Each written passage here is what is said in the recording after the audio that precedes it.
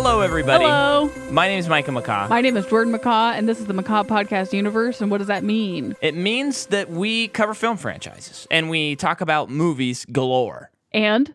It means we're also a married couple. And it also means that we exist to prove people wrong when they say that sequels are never better than the originals. Word. And guess what? What? We're covering the DC Extended Universe. And we are so far in. We're so far in. And you know what I just realized about this universe? That we have missed a couple movies? No. I've checked that many times because I get a little confused, and there's so fewer than Marvel that I'm like, surely we're missing some. Yeah. But we're not. What I just realized is within this series, we have not yet covered a sequel in the series itself. Yeah? Because it's Man of Steel, Batman v Superman, which really in a way is Man of Steel 2, but it's not. Suicide Squad, Wonder Woman, Justice League, Aquaman, and now Shazam. And none of these movies are sequels to any other movie. There's in only a technical one sense. sequel so far out in this franchise. Yeah. Wonder Woman 1984. How weird is that? That is pretty weird. And so today, we're talking about Shazam. Yes. And we exist to prove people wrong when they say that sequels are never better than the You already originals. said that. You're right, I did. This movie and superhero, I thought, was made up when I saw a trailer. Yeah, tell me about Which your probably thinking on this. doesn't make sense because I'm sure it shows the DC logo in it. Yeah. Either way, I thought that this was a made-up character because he looks so dumb and it looked too, like, self-referential. It looked like a movie making fun of superhero movies. Yeah. That's really what I thought. And I didn't see it in theaters. I saw it on a plane. Yes, you did. And You saw it in what do you theaters. think when you saw it in a I plane? loved it. It was good. Okay, so I went with Bobby, who has been referenced a couple times in this podcast, went and saw this movie. Now, him and I had kind of made this a fun thing for us to do, is like, let's go see the new crappy DC movie. Mm-hmm. And so I went into this, the trailers, even though thinking back on the trailers, they actually are pretty good. I was just like, oh, whatever about this. This is going to be bad. We're just going to laugh the whole movie. And pretty quickly into the movie, I was like, this is kind of cool. And even still, I'm sitting there like, cross-armed. I wasn't as open-minded of a movie viewer as I am now. And so it's kind of like, well, maybe you weren't allowing the movie to win you over. Yeah, it was like, well, maybe that first scene was cool with the kid in the car. Okay, that part was cool, but surely the rest of the movie is going to be good. And slowly my arms unfolded, and then they went back together as they were slapping the palms because I was applauding, baby. This movie rules. So even at the first time you saw it? The first time I remember both of us, I kind of, as I was leaving, was thinking, oh, I hope he liked that because I really liked that. And it's going to be that awkward thing when you go to a movie with a friend and you go, how good was that? And then the other person goes, I hated it. Yeah. And I was like, that was really good. And he was like, that was really good. I loved that. And we both just talked about how much we loved it. Yeah. Have you ever been in situations, I have a couple times, where a friend asks, have you seen this movie? And I'll say yes. And they say, oh, what did you think about it? And I say, oh, I hated it. Yeah. And immediately I feel bad. Yeah. Because the friend says, oh, I like that movie. I know. And I feel bad because it's like, now I feel like a dummy jerk right now. I know. I try not to do that too much unless they're I like... shouldn't use such strong language when a question like that is asked. Yeah, because usually, which I think potentially annoys people, but I think it also cracks people up, if they're like, oh my gosh, I just saw this movie, Joker, for example, and they're like, what did you think, dude? And I go, well, I didn't really like it, but you're good to like it. Yeah. If you really want to know what I want to say, I can get into it, but I don't want to ruin the movie for you or anything. Yeah. And if you like it, that's awesome. Like, good for you. I don't like it. Or I try to give them a preface because there's so many movies that even on this podcast we like, and even our listeners have said, you like that movie? That movie's stupid. Yeah. You know? Yeah. So everybody's different about their opinions. So, yeah, I try to handle it I know. carefully. I think I need to be better. It doesn't not like that happens all the time. But every time that has happened to me, it's like, oh, you're so stupid, Jordan. But there are certain movies that when someone mentions it, it's like, oh, no. Yeah. Like if someone came up to me and said, what did you think of Suicide Squad 2016? I finally got around to seeing it. I would go, oh, no. Yeah. That is like, objectively, you're wrong. That's a bad movie. Yeah. But this movie was so good that two people went into a theater hoping Enemies to dislike and came it. out friends. Family, maybe even. And yeah, and so I was excited to rewatch this. When we were starting the DC universe, this was like my light at the end of the tunnel. Like, at least we'll be able to watch Shazam. Yeah. And then when we got to Aquaman, well, as listeners will know, Wonder Woman I really liked on the rewatch. I still have huge issues with the ending of the movie, but then Aquaman on the rewatch, I was like, oh, I unabashedly love this movie. It's awesome. And then when we got to this, it's like, is this going to be as good as Aquaman? I think this movie blows it out of the water. I think it's objectively better than Aquaman. And I know last episode at the end, I think I said, I don't know. I think I might like this one more. Shazam, it is a better movie. It's just so simple and streamlined. Yeah. And one thing that Aquaman has going for it while against it at the same time is all of the rules make no sense, but I love it. They make sense. Come on. They don't make that much sense. It's just, they totally make it's sense. really bogged down in the details kind of issue. Yeah, but that's what it's like. You can't fault that movie for that because that's what it's supposed to be. You know, it doesn't have to be. It really doesn't have to. I think it does. Okay, but I also loved it. Yeah, I think that the other benefit is like, in my opinion, Aquaman is more of an adventure fantasy movie than it is a superhero movie. So it's almost like, why would you compare this to Shazam? Because Shazam is a superhero movie. In a lot of ways, this is one of the few straight up superhero movies in this universe thus far. Seriously. And it's refreshing. Yeah. This movie kind of reminds me of the feeling I had when I saw Spider-Man for the first time. Tobey Maguire, Spider-Man, obviously. Yes, where it's just like, this is so pure and celebratory, and it's just like, the people are obviously having a lot of fun. Yeah. And it's just a good story, and it's just exciting, and it makes you go, like, how come I haven't been checking out this Shazam character? I love this. Yeah. But so have we set the table? Sure. Yeah. Should we pull out the hors d'oeuvres and serve them now? Okay, so this movie is directed by David F. Sandberg, and he is a guy who is a YouTuber. He started off posting his no-budget movies that he would just make in his house on YouTube, and he got some recognition with this 2.5-minute short that we watched last night for the first time called Lights Out.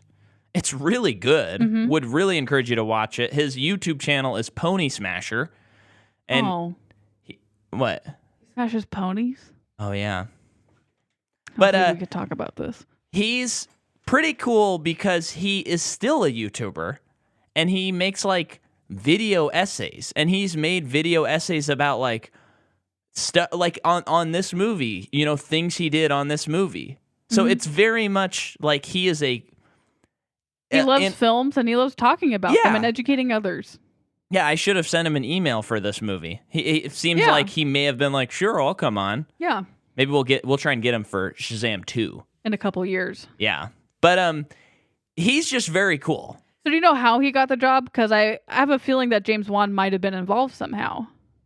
Oh, interesting. Because we found out that James Wan produced Lights Out, or Annabelle Creation. No, wait. No. So here's what happened. Okay. He does Lights Out, the short, and he just starts getting like offers. And so then James Wan somehow gets in the mix as a producer, and they bring the 2.5-minute short he did to a feature-length movie called Lights Out in 2016. So now he's kind of working with James Wan. James Wan starts the Conjuring universe, and then this guy gets hired to do Annabelle Creation. Yep. So they do have a pretty close working relationship, I would imagine. Yeah. Or maybe not close, but, they know each other. Yeah. And then at some point down the line, I'll see when I get to my notes. I can't remember if, it didn't, I don't think it said how he got the job. I'm sure some name was dropped somewhere. But James Wan probably was working on Aquaman, and they were probably talking about Shazam, and he said, I know someone who could do something interesting. Or maybe he was talking to David, and David said, I always liked the character Shazam, and I got a pitch for it, or something like that. Yeah. So that's he wrote pretty the movie cool, too? Though. No. Okay. We'll get to that, though. But yeah, so that's kind of his career, and then he's... So Shazam's his third movie. His third movie. That's crazy. And then his next movie is Shazam, Fury of the Gods, which is Shazam 2. Great title. Can't wait to see it. But we have to wait 2 years. Screenplay is by Henry Gayden, who did this animated movie that slipped through my radar, but it's a Disney movie called Earth to Echo. Do you remember this? That sounds familiar. I don't know what that is. Yeah, I didn't see it, but... Yeah, so if anyone knows about that movie, let me know. And then he's doing the screenplay for Shazam 2 as well. And then we have the story is by Henry Gayden, and the story is also by someone that we've talked about in our first year of podcasting, Darren Lemke, who did the story for Shrek Forever After, which is another plug for you to go back and listen to our Shrek series, because we argue that Shrek Forever After is the best Shrek movie. By a lot. That one is really good. And it's great because I've yet to meet another human being besides us two that share in that opinion. So it's very controversial of a take. But he also is one of the writers on Gemini Man, Goosebumps 1 and 2. So the cinematography is by Maxim Alexandre, who did Earth to Echo, The Hills Have Eyes, Annabelle Creation, and then the recent season of Haunting of Bly Manor. So he knows his horror. Mm-hmm. Movie comes out April 5th, 2019. It has an $85 million budget. So this is by far the least expensive of the DC movies. Uh-huh. And it makes $140 million domestically and $363 worldwide. So it's not a huge hit, but for its proportional budget, it's a huge hit. Mm-hmm. I mean, how well known is this superhero? Well, that is a masterful segue that you didn't even know that you were about to make. Because that's the only reason I could think of why it wouldn't do as, because like when you make, and I know like Man of Steel and BVS didn't make as much as they wanted, but it does guarantee us a draw. Yes, there will. This movie has the hurdle of, like Shazam. Do you want to go see Shazam? And the question people ask is, "What's Shazam?" You say, "Do you want to see Man of Steel?" What's Man of Steel? It's a Superman movie. Done. Ticket sold. Yeah. Batman v Superman. Easy. So I mean, I had no idea who this character was, but I thought this was very interesting. So I believe the character was made in the 40s, maybe even the 30s. I think the 40s, though, in a company called Fawcett Comics, Fawcet. And the guy who created him is a guy named Fawcett. That's his last name. And his name was Captain Marvel. So he was Captain Marvel, and he would say the word Shazam. This guy named Billy Brust. Was it always a kid? He's a kid. Yeah. And he gets on a train station and is given these powers. So he says Shazam, turns into Captain Marvel. So he, in the 40s... How does that work? I'm going through it here. Okay. So in the 40s, he was outselling Superman. So he was very popular in the 40s. And then... So they were really relying on an older generation to come out and see this movie? Well, I don't think so. So then there was a trial with DC Comics suing Fawcett Comics, claiming that Captain Marvel was too similar to Superman. And they later stopped publishing Captain Marvel in 1953. And then in the late 1960s, The company Marvel Comics, gained the trademark for, quote, Captain Marvel. Okay. So that's how they get started on their Captain Marvel, which would be like... Were you just eating this up while you were researching it? Well, I've always known that there was like a DC Captain Marvel, and then I didn't even know that there was a third-party comics company that had invented it, and I've always been confused by it. Because it's really confusing, like, for Marvel, the company Marvel, to say, yeah, the trademark's up, it's been 20 years, let's start making Captain Marvel, and it's not similar in characteristics at all. Well, that is the one character that you don't question that it could have come from somewhere else because of the name alone. Right. But no, it's not them. But DC still owns, like, the character. Shazam. Like, and so they turn it into a character called Shazam.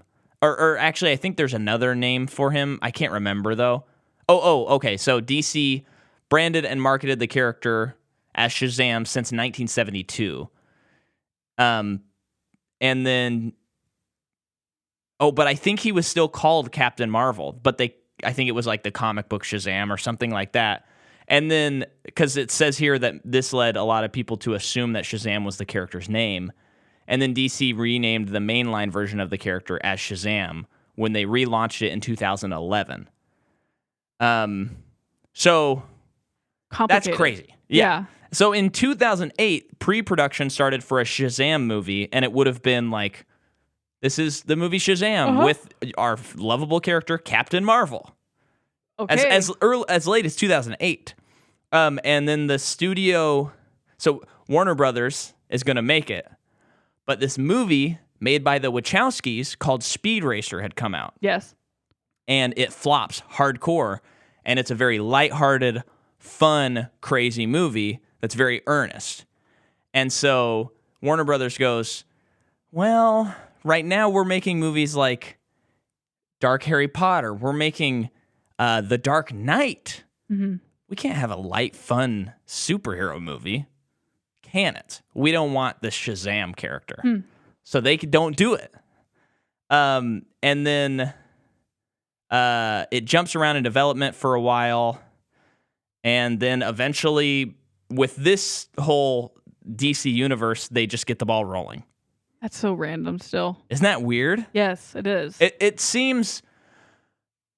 I mean, I feel like this is like the equivalent of probably Guardians of the Galaxy if that had been one of their first movies.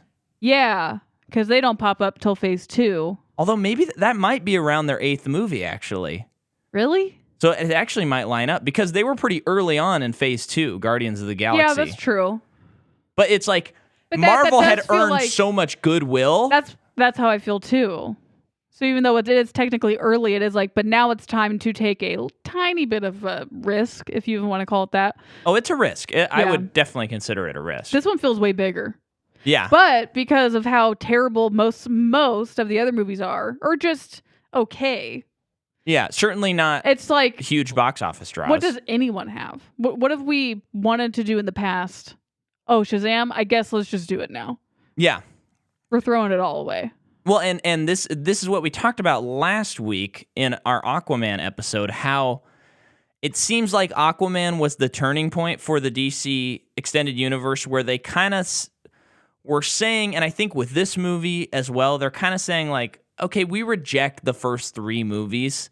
Yeah. Because even in this movie, you have so much Batman content, but it just doesn't feel like, oh, this kid... this character, Freddy, is looking up to the Batman that, like, brands people, sometimes murders people, fought with... It doesn't feel like he's looking up to that Superman. Mm-hmm. And even having it set in Philadelphia just feels like... I think it's this Pittsburgh. Is kind of different. No, it is Philadelphia because of the Rocky statue. Yeah. So, yeah. I think at this point, DC's kind of like, our huge characters aren't working. Yeah.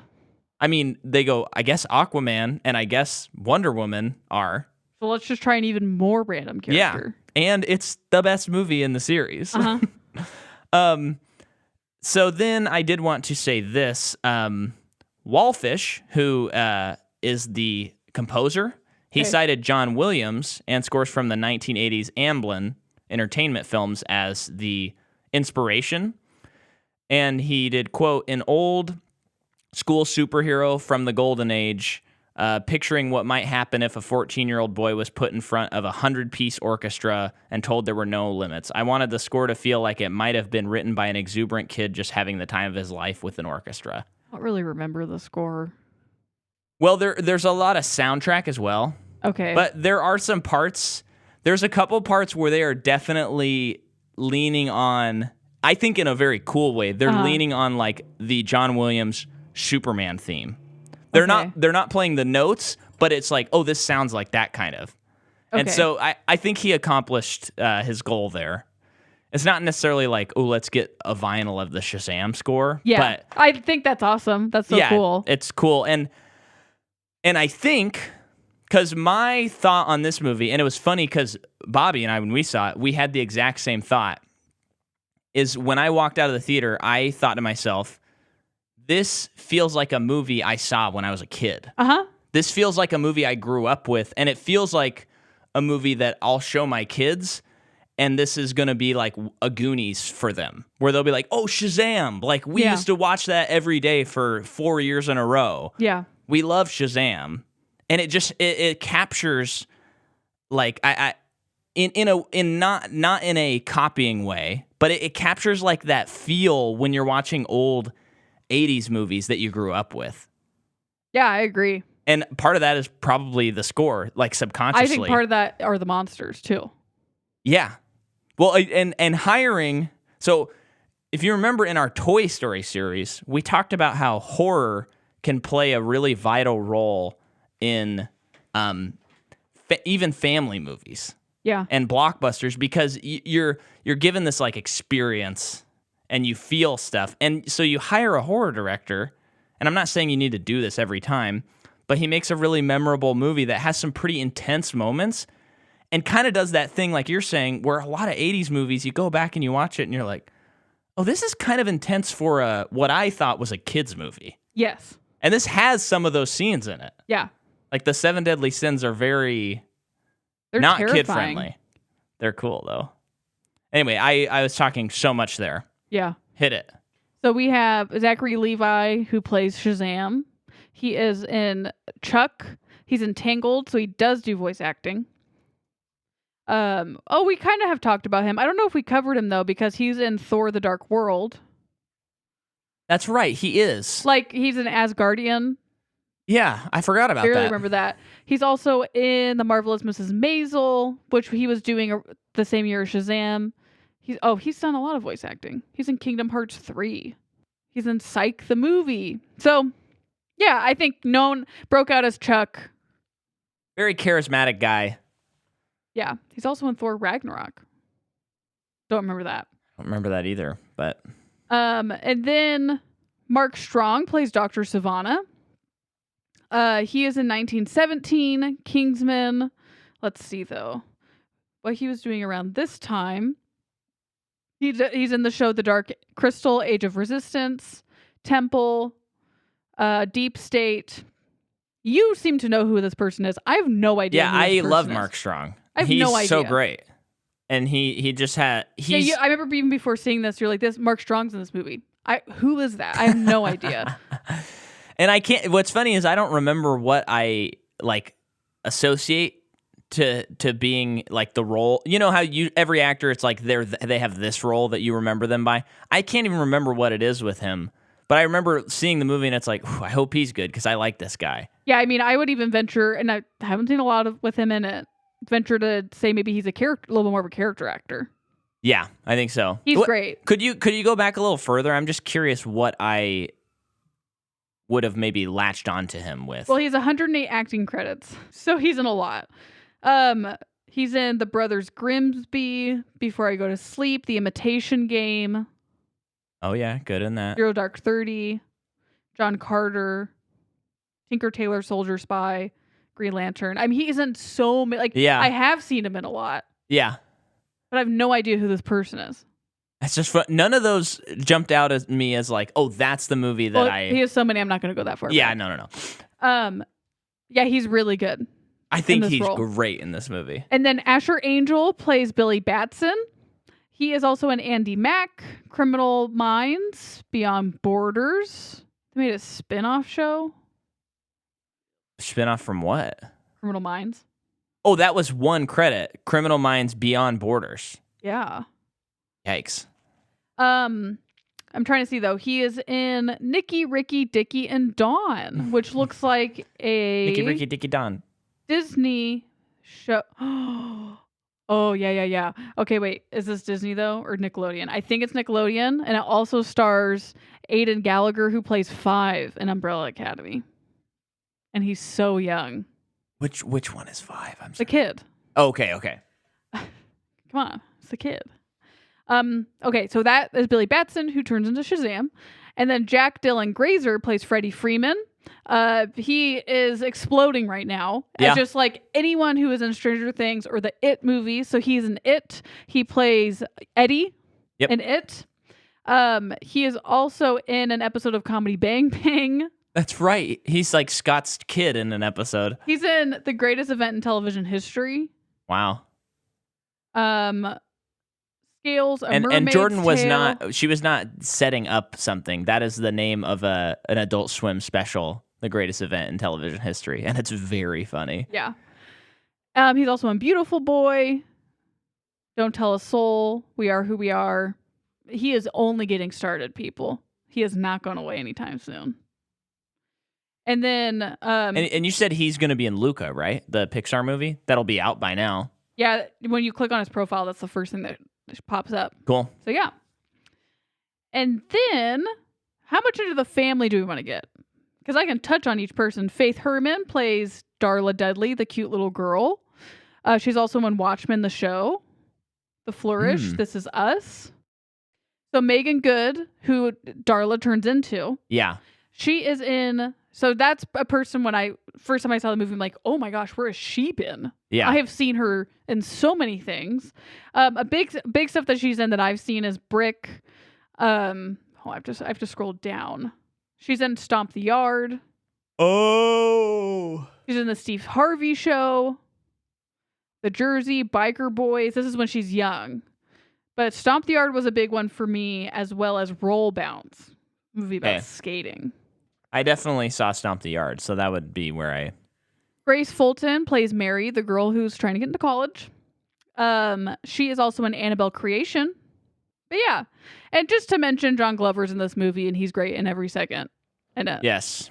The dad of Dr. Savannah. So, the movie begins. And it's... What? Do you remember what year it was? That doesn't matter. They're driving... It's like the 70s. 70s. Or the 60s. And it's like Christmas time. We're hearing, do you hear what I hear? And we see this little boy in the backseat with sunglasses, with eyeglasses on, and he has an 8-ball. And he's... A magic 8-ball. Yeah, he's playing with it. And then his dad and his brother are in the front seat. And they're basically saying that he sucks and we don't like him. They're kind of making fun of him, especially his brother's giving him such a hard time. Yeah. And... his brother takes the magic 8-ball, throws it back to him. He sees kind of a vision in the 8-ball. And then his dad and brother are gone. Yeah, and the car freezes over and stops, and he gets out of the car, and he's in this very cool set. And he walks in, and there's this guy standing there with this huge lightning bolt on his chest. This set, long gray and white hair. With a staff. He's a wizard. Yeah. This is like such a kid's thing. Yeah. And I think it's so cool. Like if I was a kid watching this, I would be like, this is so amazing. Because it looks pretty cheesy. But they're going for that. Well, here's the other thing that I noticed. Watching this so close to the other movies, I feel like this movie arguably looks better than the rest of them. Because it's just real. Yeah. There's just so much stuff in the other, and I think about is it Asgard, the Amazon place, and we talked about it, and I was like, no, I kind of dig that place, but it's really not memorable how it looks. No, it's just kind of green, and there's a beach there. Ruins. in Greece. Yeah, but it's not like that should be kind of memorable looking. And it's not really. But I can like remember all these sets because they're like the real sets. They look this really and good. Aquaman look the best. Oh yeah, well Aquaman's a whole other beast, but we love that. Yeah. But yeah, there's just so many like simple things that this movie does that just puts it so much higher than the rest of them. Yeah, this set in particular is a really good tip of the iceberg, and they don't even explain a fraction of what's going on, which is good. That it leaves you wanting more. That I hope that they explore more in the sequel, because when the kid arrives, it's like he's in a cave and there's this caterpillar in a jar. Yeah, and he walks by, and it's not even referenced. If you didn't even watch a post-credit scene, you're just like, I don't know what this forgotten about the caterpillar. Yeah. But the wizard is telling him that he needs to pick the next wizard, basically. Yeah. And he's giving him a chance, like, are you good? Are you pure of heart? Yeah. And basically kind of an Arthur thing again. It is. Yeah. And the wizard, he's the last one, but you see like there's I think 6 chairs or something. 7 total. 7 total chairs. Or like thrones. So they're a council, and they're basically in charge of magic in general, but especially of the 7 deadly sins, which are like the big bad guys of this world. Actually, I think maybe there's actually only 6. I'm sorry. I think there's only 6 because it's Shazam, and each one is it's a anagram. Yeah. For 6 different god names. Yeah. Yeah. I don't remember what they are, but Zeus, like Achilles. Yeah. That makes sense because there's 6 kids at the end of the movie. That's why I think it's 6 too. That makes more sense. But it's cool because the 7 deadly sins are encapsulated in statues, like they're frozen, and they do talk, but there's no animation to like. What am I trying to say? Their lips don't move when they talk. They just talk. And it's just like the camera's kind of like zooming in and out, like it's floaty, like it's dreamy and creepy of them talking. And the voices are so good and creepy. And even when they're animated, they still, when they talk, it is just it's like you're hearing it in your, like they're talking in your brain. Yeah. I love that choice. And I'm kind of curious why they chose to do it. But I love it. It's just better than the alternative. I'm glad you pointed it out. It's cool because, 7 deadly sins, like it's almost as if like we all kind of have the potential to commit any of them within us, and that's why you hear them inside your head, as opposed to watching them talk or something. I don't know. It's cool. It's very cool. But basically, what's holding them is like this floating orb. Yep, and he is tempted, and he fails the test that the wizard has for him, and then he's back in the car, and he starts. It's wild, and we were talking about this last night, and I don't know, I'd be curious if anyone else felt this way, but when I first saw this movie, I'm like, what is going on right now? Me too, I was so lost. In a good way. Yeah. Because I'm like, this is not the kid who was in the trailer. Yeah. And then he just gets kicked out, and so then I'm thinking, oh, okay, it's just showing how long it's taken this wizard to find someone, but then when you find out this is the whole villain's motivation? Yeah. I was thinking that I think that's the moment where I went, oh, I think I really like this movie. It's so cool too. So like, prior to him even getting to this cave, his dad and brother were basically saying like, you suck. Yeah. Like you're not worth anything. You're just a loser. Yeah. And then he gets to this cave, mysterious, almost like he's maybe having a dream or not. And he is told, you're not good enough. Uh-huh. That is all you need to set up a villain. Yep. And it works. And then they get in a car accident, and he grabs the 8 ball, and it says, find us. Mm-hmm. So then we go to our next scene. And I believe... We're in present day. Yes. We see our main character, Billy, and he is like messing with the police. There's some fun shenanigans there. And right away, also, you have this type of humor that's very self-aware that it's cheesy humor. Mm-hmm. And I think it really works. Yeah. Like he locks these police in this building where he set off the alarm. At a pawn shop. And then he goes in and he's looking for his mom because he's an orphan. Yeah. And so he's looking on their computer, and then he sees that there is lunch from like this steakhouse on the dashboard.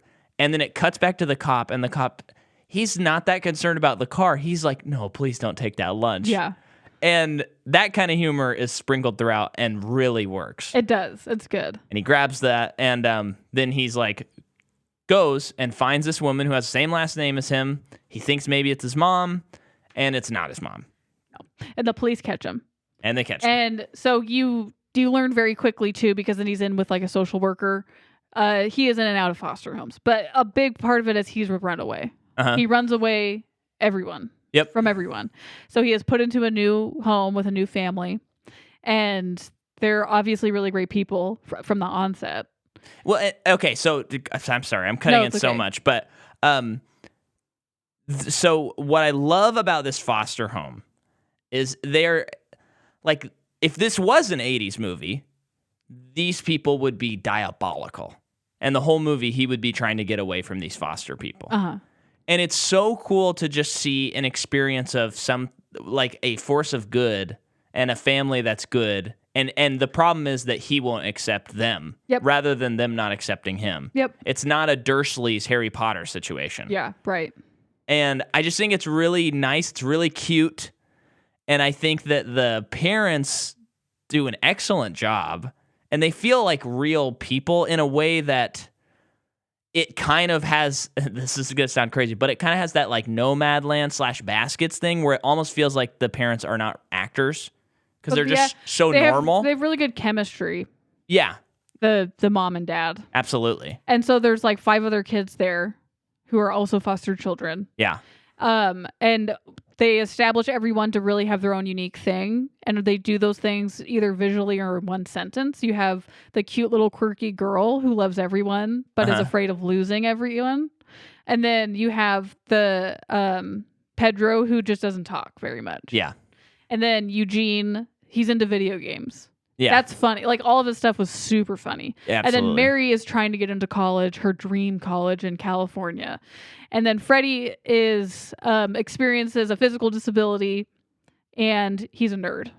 Yeah. Like, they do this all within a couple of minutes. Yeah, already you're like, I get it. They're just doing a great job and they're all great. Setting everyone up. There's no reason to tell me that anyone is malicious or mean yet.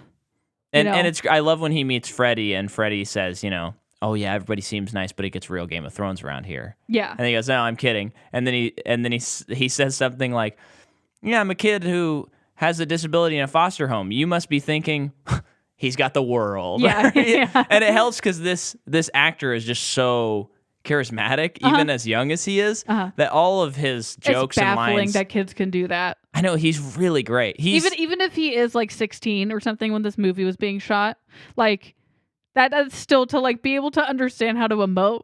Yeah. In those ways is so good. Well, he has that Corey Feldman vibe. From Goonies and Stand By Me and yeah.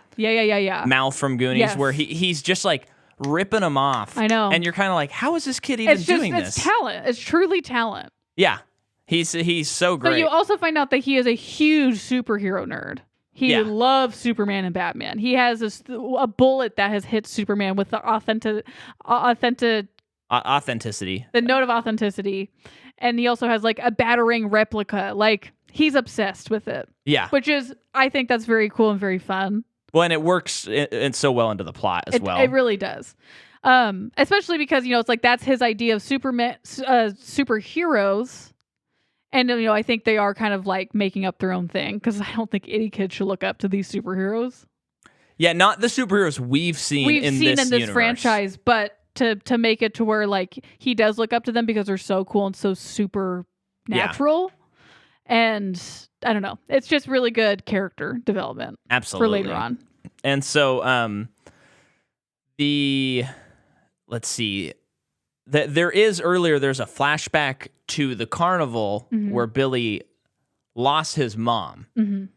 And it's cool because they show the scene twice, and the first time you see it, you see that the mother is like, oh, Billy, you're the best. And it's his memory of it. And, then he loses her at the carnival because he drops this little compass that they won at the carnival, and then that sends him on his mission to always find his mom. And later on, it's just worth because we'll probably forget. Later on, the memory it's flashback again when he finds his mom, and he's completely disillusioned about all of it.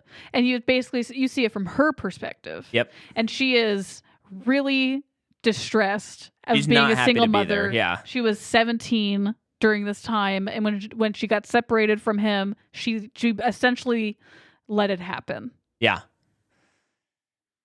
They did this in this movie. That's crazy. Big issues it's dealing with. But we'll get into that more when he meets her. So now we're at the scene with Mark Strong where he is working on the doors. Okay. This is so cool. Yeah. So because this wizard has been looking for years and years and years, he's, quote, kidnapped all of these kids to test them if they're pure of heart. So he's covering it as mass hysteria and like studying mass hysteria. Or it sounds like he has funded all of these psychologists. Yeah, and they're studying this thing. Everyone's having the same vision, test if they're pure of heart from this wizard. There's the 7 deadly sins, all that stuff. And then he sees something in this video that this person sends, and it lets him know, oh, I didn't write these symbols 7 times. Mm-hmm.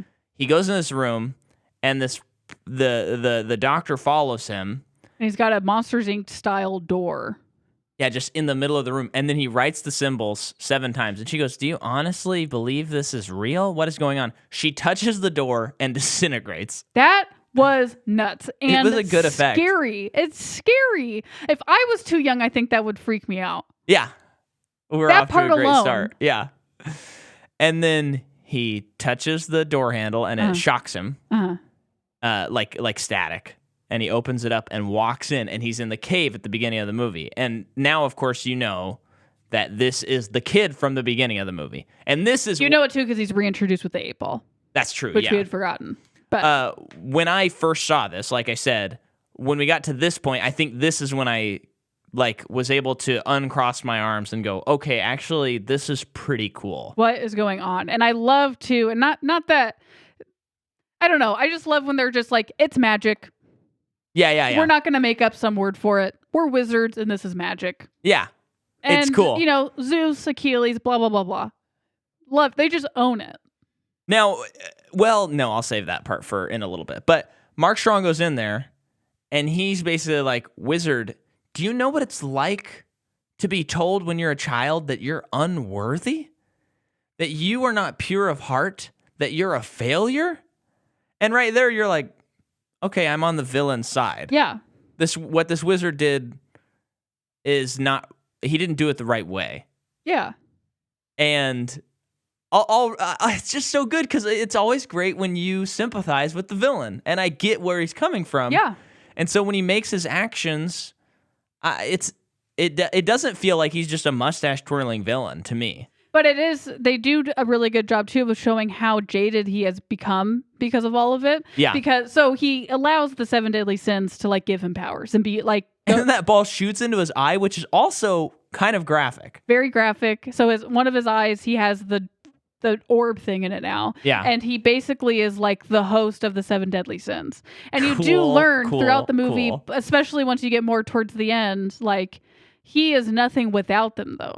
Yeah. Like he is so desperate to be something, to have some kind of power, that he didn't really understand that like they were going to just drop him as soon as they didn't need him anymore.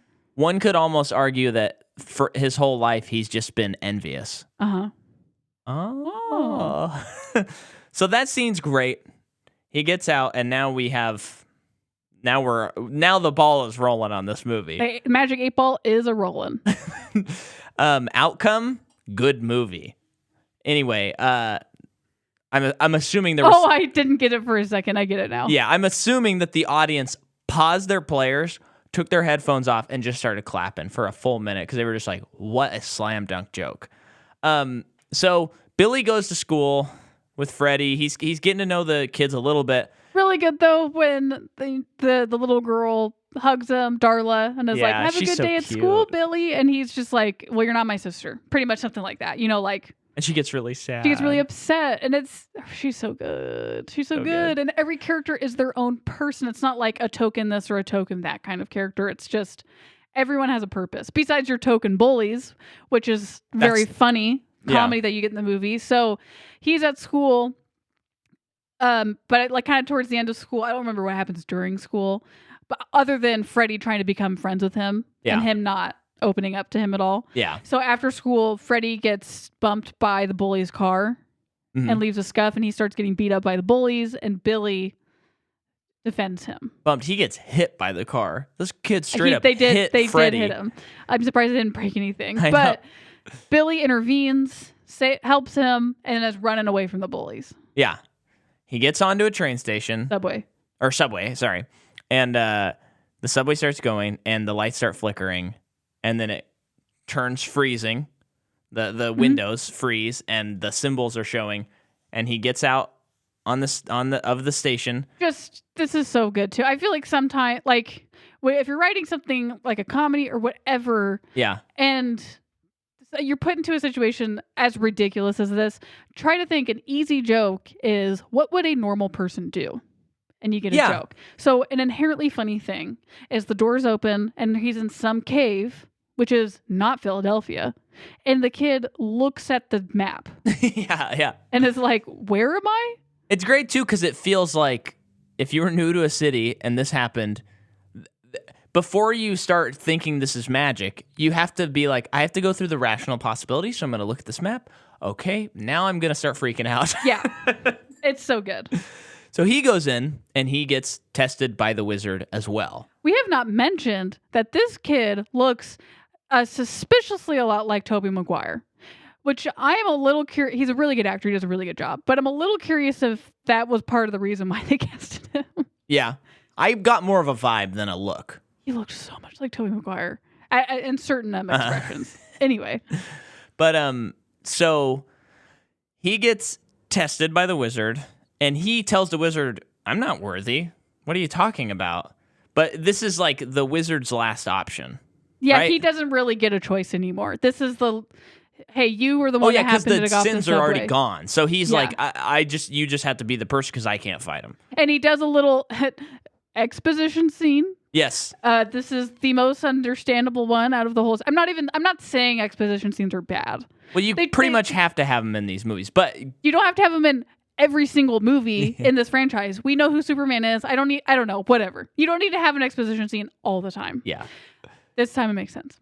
He kind of explains a little bit of this magic world and how the council it's their job to appoint one person to take on all the deadly sins. And who is, that's their like divine purpose. Mm-hmm. So he needs to touch the staff. Yep. And say Shazam. More jokes ensue. Yeah. That are genuinely funny, not cheap jokes. No cheap jokes here.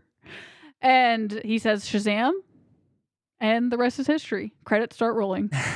So then he turns into Zachary Levi. Now, I have a couple of things to jump off on right here. And I see your eyes glazing over, but that's okay. And I'm kidding. But great casting. He looks great. Mm-hmm. The costume, there is something so refreshing, especially if you compare this to Marvel. Yeah. This is just a straight up real suit. It is CG occasionally. Oh, it is straight up real? It has to be, right? I don't know. Okay. He's walking a lot, so I'm just assuming yes. I guess maybe it's not a real suit, but I'm... Oh, I don't know. I just don't know anymore, but I would think that it would be. It's like... And there's a texture to it. It feels like you could reach out and you could touch that thunderbolt or lightning bolt, and it would feel a certain way. The fabric would feel a certain way. Yeah. And the cape would. Yeah.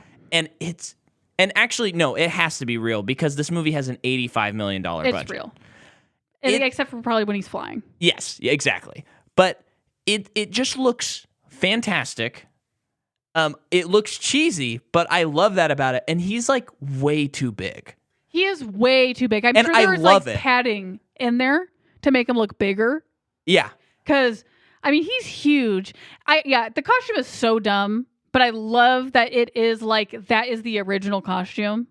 It's so stinking cool. It is. And it's just so refreshing. Also, he's a superhero who, doesn't use weapons or anything. Why does it need to be practical?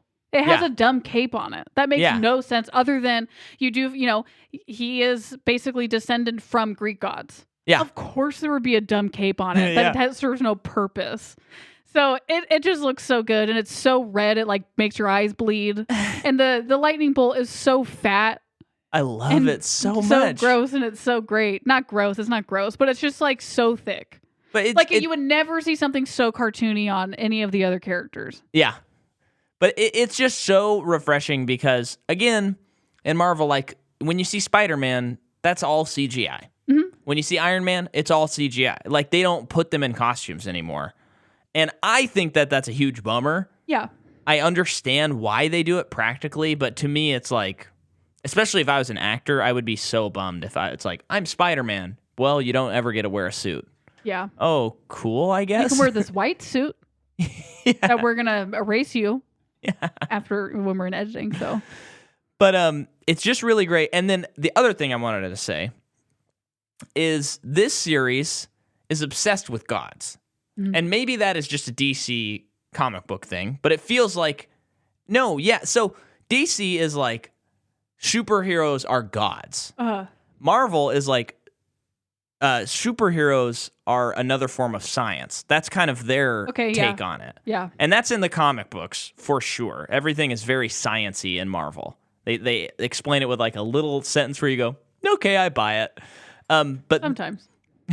But this is very much gods. But what I like so much about this movie above the rest of the DC movies is, even though he's just another god, basically, he has powers, and the powers are important, and they explore the powers. Yeah.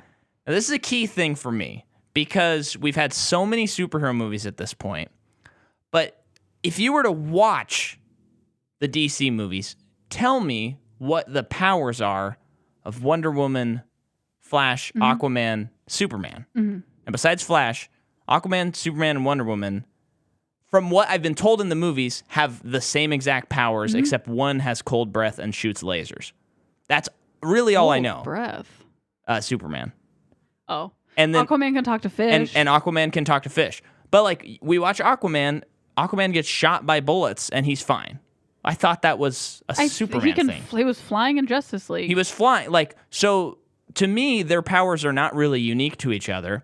And yes, Shazam has those same powers, but they actually explore them.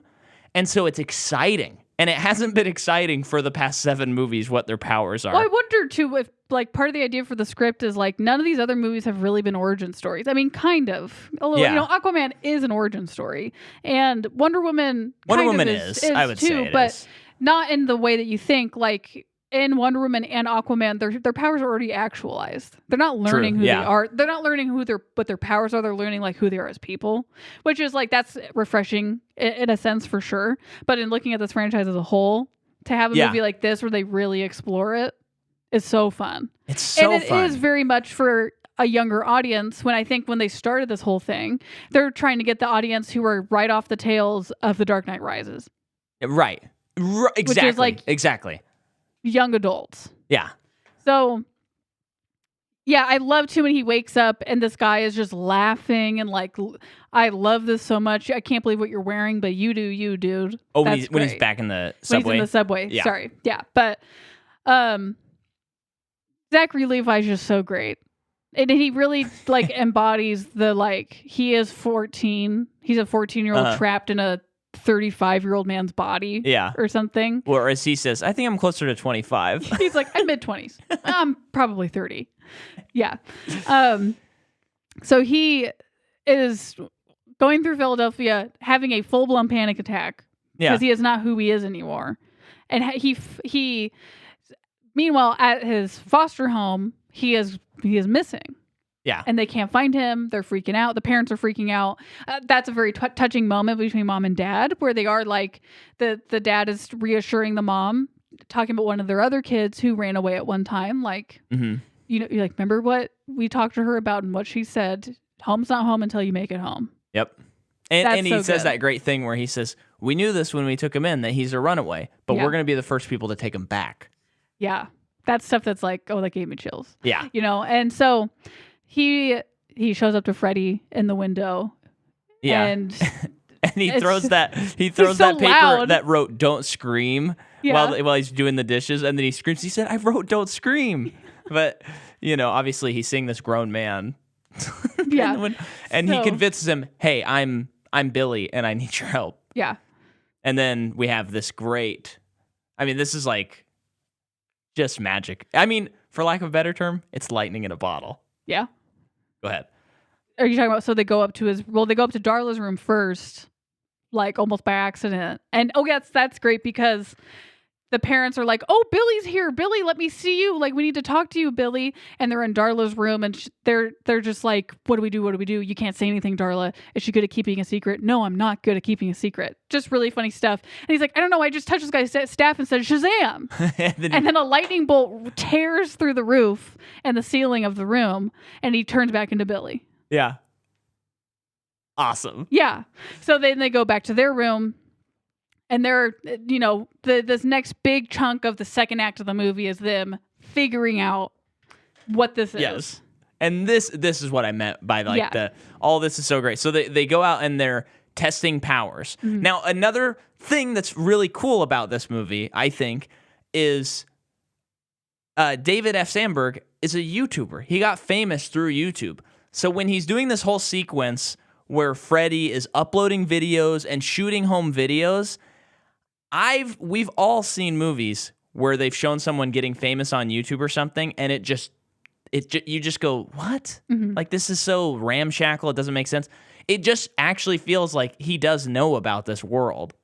Yeah. It's just such a specific thing, but it's like a musician directing a musician scene in a movie. I like it too, where like Freddy's first instinct is we need to document everything because he is a nerd.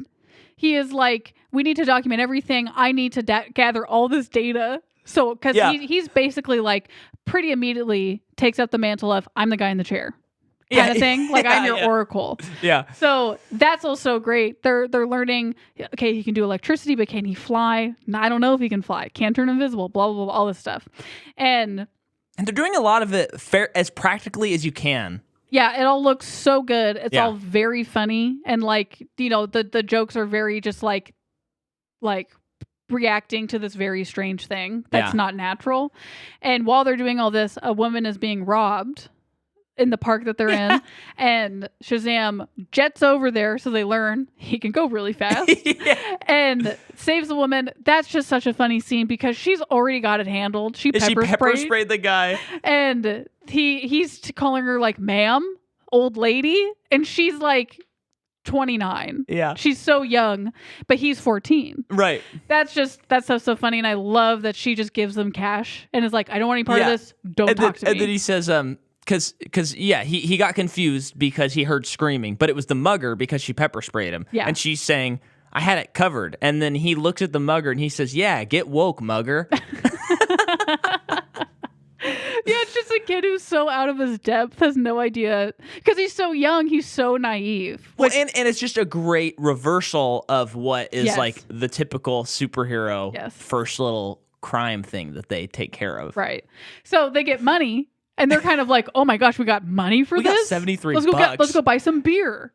And I love that. It's so funny because it feels so natural. Yeah. That this 2 14-year-olds would just go try and buy beer with it, and they're so nervous about it. Well, Billy's so nervous about it because it's like, we don't even have fake IDs, and Freddy's like, look at you are the fake ID. Yeah. So while they're at the convenience store, the robbers come in, and so it's another time for him to shine and learn a little bit more about himself. And I love that Freddy's like, go, go, go, go. Well, yeah, when Billy's first reaction is, I don't want to get shot, and then he's like, no, but you. And he's like, oh, yeah. Yeah. Oh, right. It's so good. And then he goes and they shoot him. Mm-hmm. And then he looks down and the way that they shot the scene is great. Oh, yeah. The bullet falls down and it's smashed. Yep. And then they go, bullet immunity. You have bullet immunity. Then they go even a step further when they're like, when Freddy says, okay, but we don't know if it's the suit or if it's you. Shoot him in the face. And the brother's like, okay. Shoot him in the face. And he's bulletproof. And the effects are crazy. They look really good. It hits him in the face and it does like a red mark. Like he got slapped. Yeah, it's nuts. And then he says, and it kind of tickles. So funny. And then throws out the robbers. They get the beer. They drink beer, and they hate it. It's so disgusting. They immediately throw it away. And then they go back in and buy junk food. Yeah. Like a couple of 14-year-olds. I mean, come on. This is great stuff. It is. So then we go to the board meeting. Okay. And this is this is the part of the movie when I was watching for the first time, I was like, oh no, they've gone too far with the horror stuff. Yeah. Because I am thinking like this does feel for a younger audience. Well, you're a little bit of a square in that way. And I think I am. Rewatching it, it's like, no, it's fine. But this would have left a very big impression on me as a child if I watched this movie. I like that you did not defend yourself when I called you a square. No, because it's kind of lame because I'm always like, give me monsters, give me gross, creepy things. And then they do in this movie. And I'm like, I think it's too much. Like the tone is so off. Yeah, maybe you need to join the MPAA so that you can rate movies in a weird way. I just feel like when I especially first watched it, it felt like a potentially like bad tone shift. Oh, okay. Because of how horrific it is. Yeah. And then I remember you telling me like, well, that guy's a horror director. And I'm like, yeah, you didn't need to tell me that. Did you see that scene? Yeah. So explain it. So this scene is so great. Mark Strong comes in to this board meeting and the 7 deadly sins appear and he basically... They're gross. And cool and terrifying. Yeah. And I love that each one you can kind of guess which one they are. Yeah. But I do wish that there had been a montage to... maybe like I Can't Get No Satisfaction by the Rolling Stones, where it showed each sloth and it showed their statistics. Each sloth? Or, I mean, each sin. Actually, even better, it just does like sloth, and then it goes to greed, and the song changes again to like Hit Me Baby One More Time. Well, it's just like they tried it and they didn't want to repeat themselves. Oh, yeah. But this boardroom scene's great. The monsters start eating the boardroom, and like... people get thrown out of a window. People his are brother like getting their gets thrown out of the window. Bitten off. And it's also... I don't know that it's supposed to be like shocking, but it's kind of surprising that his dad is alive. Yeah, that was surprising to me. And I think that was kind of cool because he gets to have this moment. Well, it's really good because it shows you how long, decades, he was holding this grudge against his father and brother. Yeah. Decades of it, which is like, oh, he has serious issues. Yeah. And yeah, so he... and the dad says, like, what do you want, money? I'll give you the company. And then he goes, there it is, greed. Yeah. And then he talks to him a little bit more, and then he says, greed, you can have them. And you see greed just jump. And I love that greed has like 4 hands. Yeah. Which is just like, that makes sense. Yep. Which one's the scariest? For you, it's the glutton one, right? The glutton one's the scariest. I think that one's the scariest, but also the dude with wings. Yeah. He's more like, what's this guy up to? Well, I feel like it's like, have I seen that character in Sandman? Sure. It's crazy. So then they try to buy a lair. Shazam. Oh, unbelievable. Oh, wait, So I gotta funny. say, too, though, the horror element. Yeah. It's just worth noting. Like, I think part of the reason why it feels scarier is because it's such a crazy tone shift. And they went scary with it. Watching it again, it's like, I love it. Yeah. It still is a little jarring, but I think it's supposed to be. I think that's part of why it feels like it's a movie we grew up with, because they had those weird scenes. Definitely agree with that. The scariest part of the scene, though, is when the receptionist is about to open the door because he's hearing noises. Yeah. And people just start banging on the door, and they're being ripped away from the door. If this movie was rated higher, there would be blood all over the walls. That was the scariest part of the scene. Right. So then we go where? Then they try to buy a lair. They can't do it, obviously. And then Shazam saves Mary, who's about to get hit by a bus. Well, I think that's a little bit later because you do. So what they're kind of.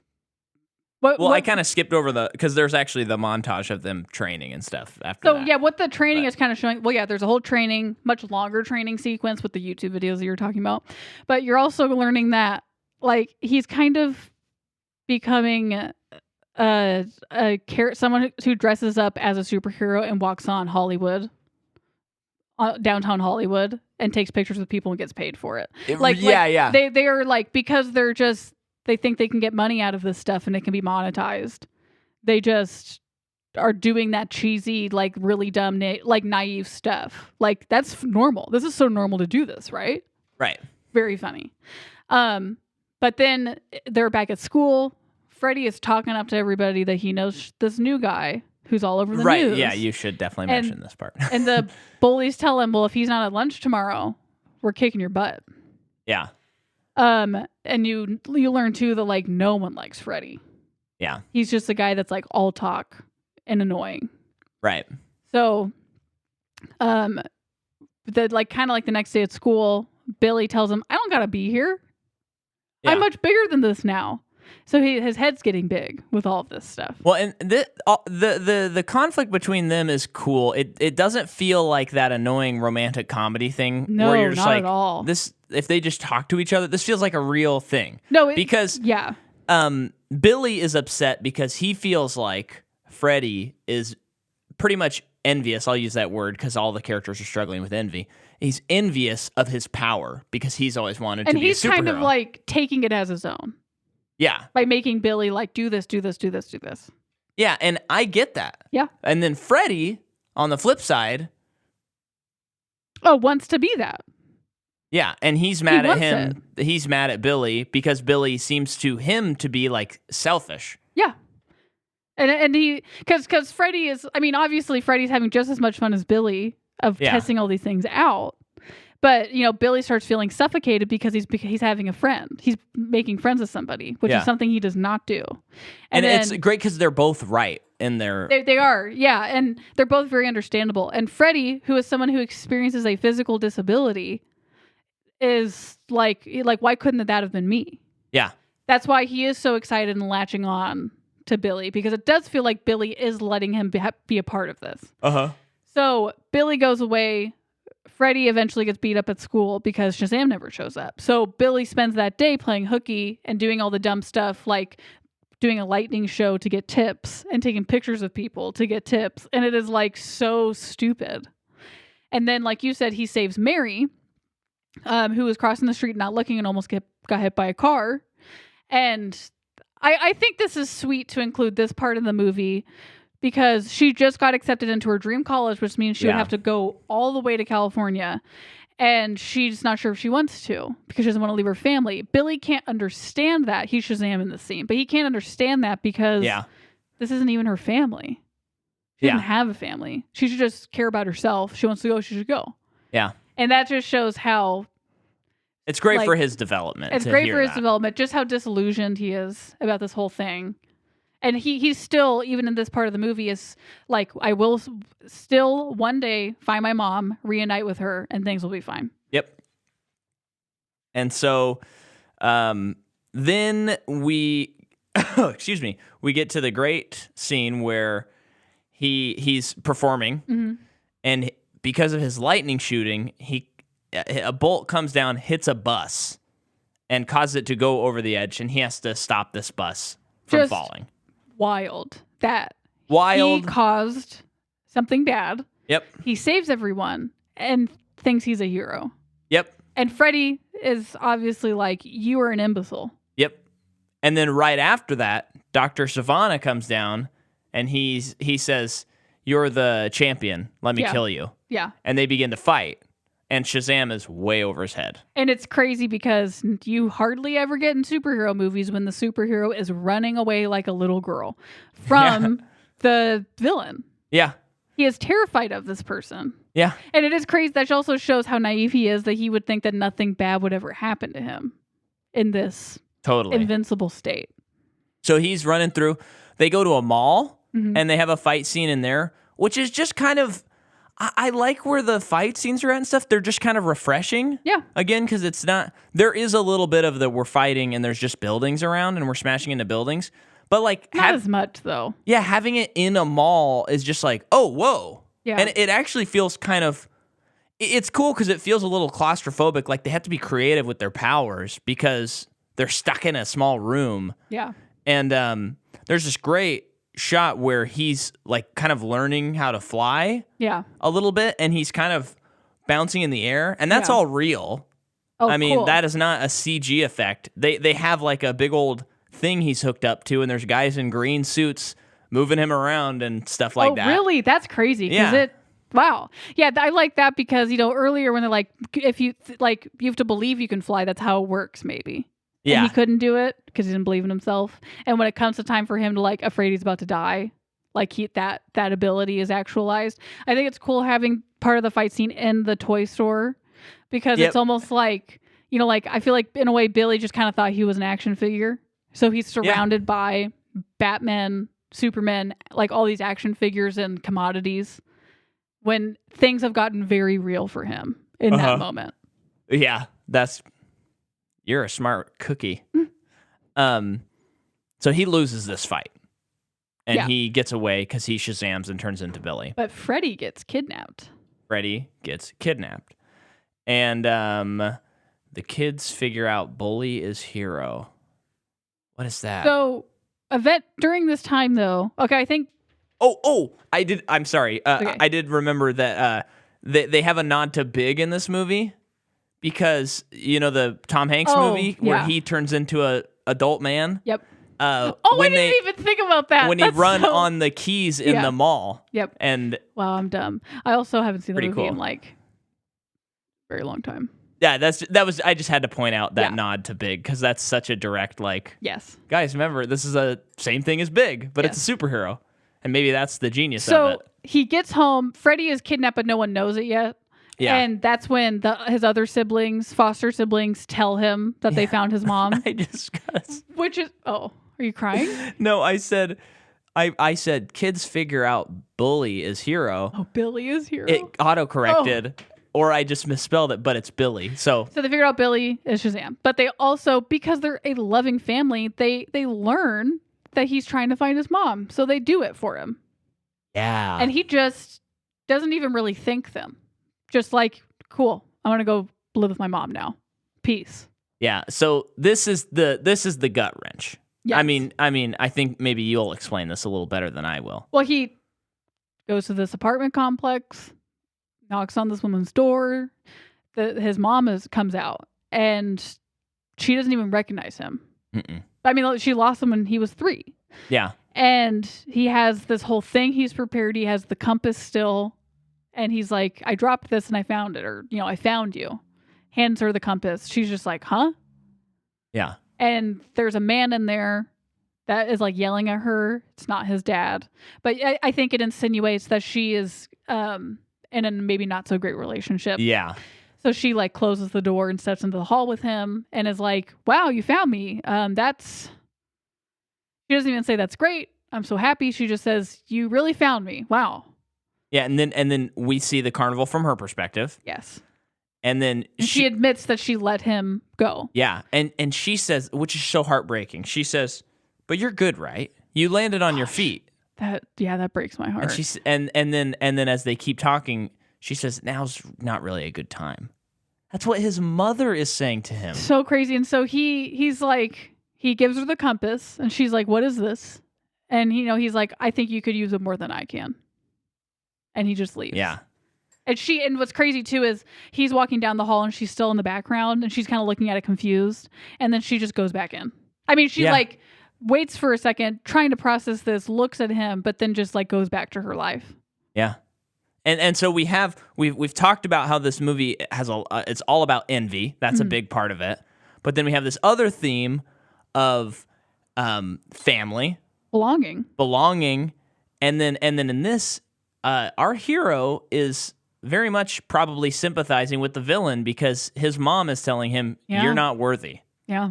And he's been told that his whole life. And then his mom is like, yeah, you found me. Good job. You're not worthy. Now's not a good time. Right. You have all of that. And then they go straight to the climax. There's not a scene of him walking in the park in the park for a half hour. It's like go time because the villain lets him know, hey, I got your family here. Mm-hmm. And he runs outside onto the roof and he jumps off the building and yells Shazam. And there's a great trailer looking shot. Such a good shot. Yeah. Awesome. And then he goes to the house. Now he's at a disadvantage because Mark Strong could just kill all these people. Yeah. So they basically all go into the wizard portal. And he's supposed to touch the staff, and by doing that, it transfers his powers to Mark Strong or to Dr. Sivana. But the kids sneak in. I'm sorry. Yes. No, I right. said that. Oh, I said. okay. So the kids sneak in, and they're able to, like, got it. Yeah. Like Freddy throws a batarang at him, and it cuts him, and that's when they realize, like, when the demons are out of him, he's just a normal person. Yes. And then they go for an escape. There's a great bit where they're trying to figure out which door to go through. They did not open up enough doors, in my opinion. Oh, yeah. They could have opened. I want them to open all the doors. Yeah. Well, and we only saw in one, really. I wish there was a Beetlejuice door. That would have been cool. Or like a sandworm. Yeah, door. yeah. But they do open one, which is enough for me, where it's 3 alligators playing poker, and they turn, and then they start just walking, and I don't know, they look like they're puppets or something. I know. Like they look real. Yeah. It does not. I don't think they were CGI. It was insane, and it was like, let's just take a hard left and have this be the movie. I hope that Shazam: Fury of the Gods. I hope those alligators are the gods we're talking about. So, but then how do they get back again? So they get back through a different door, right? They do something though. Well, I think so. They kind of like float away, right? They like turn into mist and leave because they were like, you gotta help. I think like Billy had some ability to be able to do it because he like Mark Strong like sent the demons after them or like did something and they just like left and then they showed up in someone else's closet. I think. No, they said no. They said you have to imagine someplace because he imagined the train station. Oh, how could we forget? Yeah, because then he imagined a strip club he went to earlier, where he spent 5 minutes and spent all the money that he had. And then they all walk out of the strip club, and they're like, "That's what you thought of?" And they're covering Darla's eyes, and she's like, "How come you're covering my eyes?" And it's like, "You're not old enough." Well, I'm old enough to know I like that music. And someone says something about glitter too. Well, Freddy comes out last, and he's like, "You guys take care, and like have a good night." And he has glitter all over them, and Darla's like, "I want some glitter." And then. So then there's the big fight at the carnival. 7 Deadly Sins released, and they don't know what to do.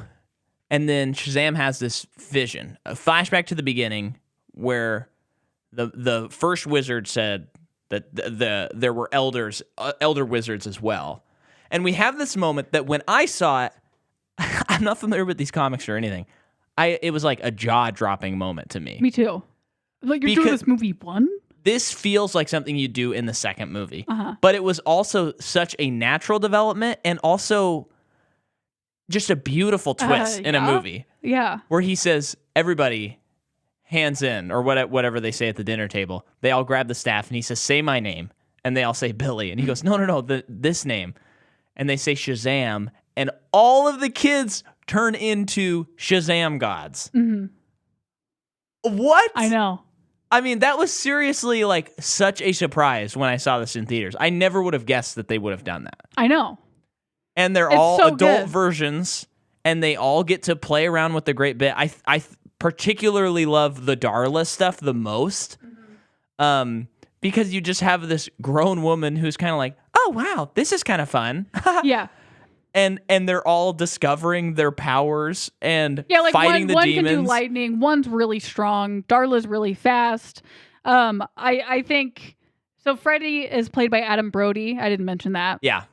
Who is recently in the Kid Detective, which was a really good movie. Big recommend. But I think he's most known from The OC. Anyone who watched that show. But yeah, they all have like their own thing going on, and they're all taking on their own demon. It's so cool. And it's genuinely good action. And it's really refreshing in a universe where everyone is really sure of their powers, and we've talked about the powers already. It's just fun to have people be like, whoa, I can lift this up? Are you serious? Yeah. That is enough for me because this universe has been so dour, except for Aquaman and Wonder Woman. But even them, they're like so sure of their powers that it's really not that interesting when they use their powers. It's like, is it a good story? Yes. And I think Marvel does that too sometimes. Like, oh yeah, definitely. Like Captain Marvel's a good example, the Brie Larson movie, where I'm like, I don't understand her powers or know what they are from watching the movies. I don't really get her thing. I like that movie a lot. and I think it's cool, but I don't really know what she does. Yeah. And there's many characters in the MCU that, like, maybe if I didn't read comics, I wouldn't know, like, what it is, except for they punch hard. Have the added challenge of there's so many of them. They're in so many that they get to the point where that's just not interesting anymore. Not as interesting as, I don't know, the story, you know? Yeah. Yeah. And I think they've made that a conscious decision. I think the DC universe kind of just didn't know what they were doing. Yeah. And then Shazam was like, let's think about it. Yeah. So Shazam and Dr. Savannah are flying around the city fighting while everyone else is fighting at the carnival. And there's a very funny joke of them being like miles apart in the air, and Dr. Savannah is doing his whole bad guy monologue, but Shazam can't hear him. He's like, you're like a mile away. I can't hear you. Yeah. And it keeps cutting back, and he's in the middle of these speeches. It's so good. And I feel like all of this action, all of this stuff was not drawn out. Mm-mm. It all felt adequate amount of time. He needed to draw envy out of Dr. Savannah, which he does successfully, defeats the demon. Yeah. And saves Dr. Savannah from falling. It's just awesome. And Billy, he gets to save the bullies that have bullied him, which by doing wedgies, but yeah. But still, I mean, it's so cool that he does that. Yeah. And yeah, it's just such a refreshing movie, and it's cool because they kind of bend some of the tropes, and it's not so much that the movie is trying to make fun of superheroes or doing like a Monty Python riff on it or anything, but it's just saying like, hey, we can do a little bit more in this genre, and it can still be like a straight up superhero movie. Yeah. It is just a breath of fresh air. It is. Santa cusses a bunch at the end, and I won't even explain it. You just watch it and watch Santa cuss a lot. It's very funny. Yes. It's bleeped out, don't worry.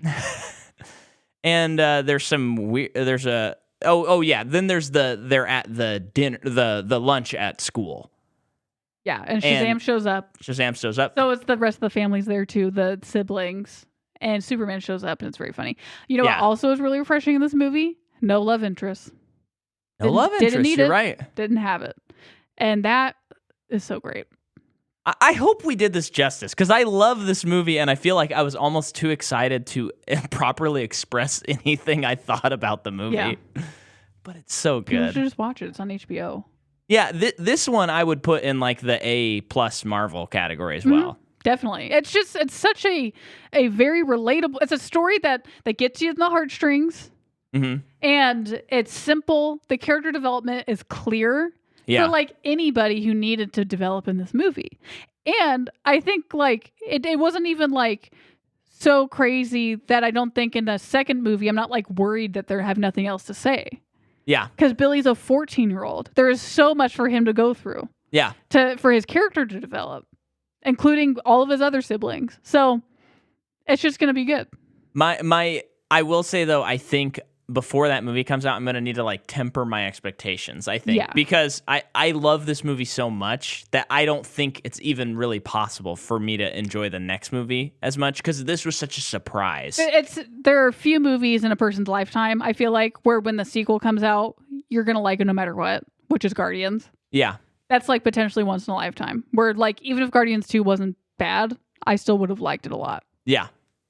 But thankfully it was really good. Yeah. Yeah. Gosh dang it, this is a good movie. And you know what? Do you have anything else to say about it? The post-credit scene was nuts. The caterpillar comes back, so make sure you watch that. And I want to see like more of that voice guy. box I don't know. Caterpillar talks, or it's a worm? I think it's a caterpillar. Okay. It was so funny. It was so funny. It was cool. like, please let the whole movie be about this. Yeah. And it's just fantastic. We only have, I guess we have 3 more of these, because The Suicide Squad will be out soon, and we'll be able to cover that movie. I think the day this comes out, I think it's only like a week away. Mm-hmm. But yeah, so here's the little spiel. If you missed it or forgot and finally got around to seeing Black Widow, we have an episode that came out 2 or 3 weeks ago where we covered that movie. So go back and check that out. It's still July, which means at patreon.com/MICAHMCCAW, Micah McCaw, my name. You can listen to MPU, the sequel, where we cover Space Jam. And then next Wednesday, we will be covering Space Jam, A New Legacy. So come on. That's some fun stuff over there. Other than that, next week we're doing Birds of Prey, or the Fantabulous Live. No, the Fantabulous Emancipation of One Harley Quinn. Yeah. I haven't figured. I got to do some research on what is going to be in the actual episode title of that episode. So you may see that full title, or you may just see Birds of Prey. I'm going to do a little research to try and figure it out. Okay. But good night, everybody. Sweet dreams.